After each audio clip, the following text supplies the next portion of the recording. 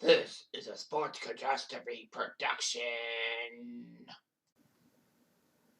Hey there, it's Jeff Cutter Diamond welcoming you to another sports catastrophe on this day. And on this day, September the 3rd, 1994, the Miami Hurricanes won their 58th straight game at the Orange Bowl, a stadium unlike no other in college football history.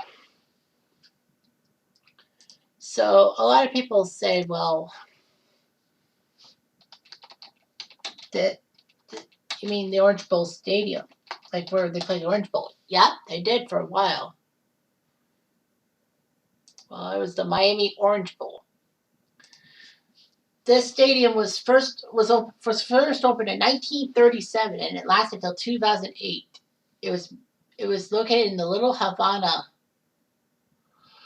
neighborhood close to downtown, and was the home stadium for Miami's college football team for a long time. And also, it hosted the Miami Dolphins for the first 21 years of their career. 1966, when they got their expansion team in the AFL, they played at the Orange Bowl for 21 years before Joe Robbie Stadium was built.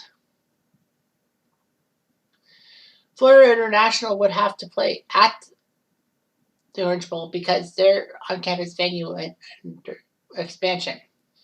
So it was known as Burdine Stadium in 1937. But in 1959, they decided to rename it the Orange Bowl College Football Stadium because they hosted the Orange Bowl every year from 1938 to 1996. And then the event was moved to Pro Players Stadium after the 96 season. Kind of stupid. It actually came through in January 1999 back to the Miami Orange Bowl Stadium because of a scheduling conflict. I don't know why, because it might have been a concert. Anyway, the minor league Miami Marlins team would play in the Orange Bowl. So yeah, that was improved. So this was a good stadium. You know, one side was full of like seats, and then one side was just open air. It was kind of weird. Unfortunately, the Orange Bowl would be demolished, and it's now Lone Depot Park, part of the Marlins home baseball club. So anyway, it was a very good stadium, all that. So it was amazing, all that.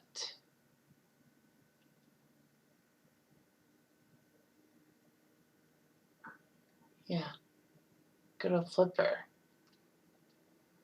So the stadium went through a long time and was helping the Miami Hurricane, was helping the Miami Dolphins. But college football would be basically one of the things going on and all that.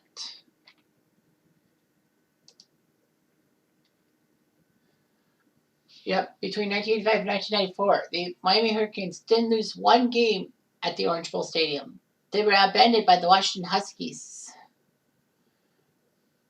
And of course, the home field advantage was used to include a steel structure that fans would set to rumbling by stomping their feet.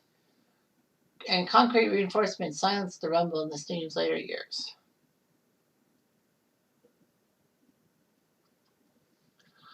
A lot of fans in the west end zone would cheer loudly, and that's why the Florida State Seminoles have a problem with wide right, their kicks and all that.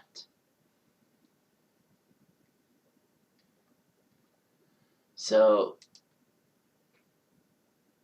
it was unbelievable, all that.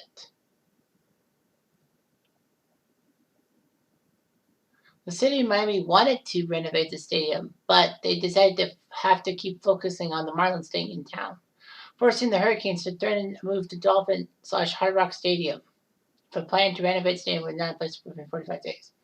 And some say Miami would allow the college to leave to tear down the Orange Bowl and give it to the Marlins.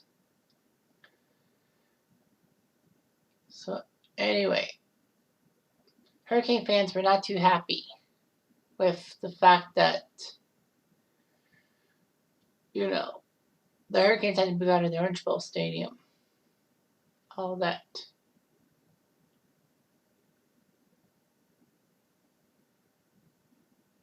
Anyway, University of Miami would play against Virginia in the final game at the Orange Bowl.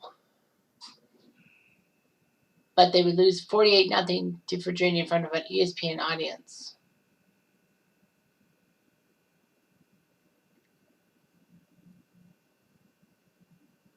So it wasn't really that great and all of that. So the stadium had to be demolished. And that's not good in anyone's eyes. You know, see 58 straight games. All that. The Orange Bowl was a central location in the movie Black Sunday, 1977. Many of the on-field scenes from the 94 comedy H. Ventura Pet Detective was at the Orange Bowl.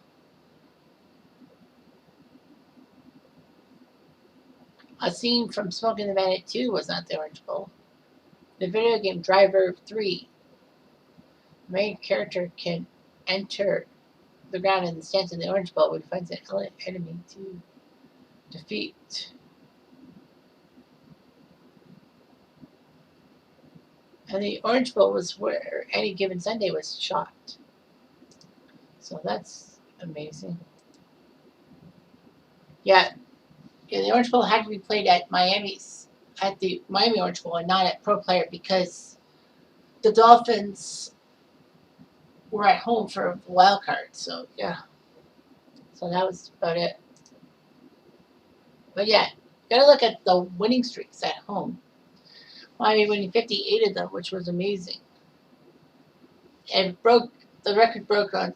They lost September 24th to Washington. So they beat Alabama's streak by 56 by just one. Alabama's streak started in 1963 and went until 1982 when they lost to Southern Miss on home turf. And it was the last home game Bear Bryant ever coached. So